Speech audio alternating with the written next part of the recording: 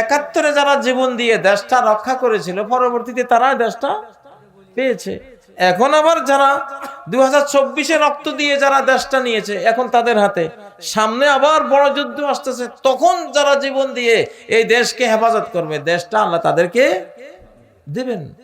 তবে সামনে যুদ্ধেরই আশঙ্কা বড় বেশি। চতুর্দিকে আওয়াজ, আলোচনা, প্রোপাগান্ডা, বিশ্ব পরিস্থিতি তাই তো বলে, কোরআন হাদিস তাই বলে।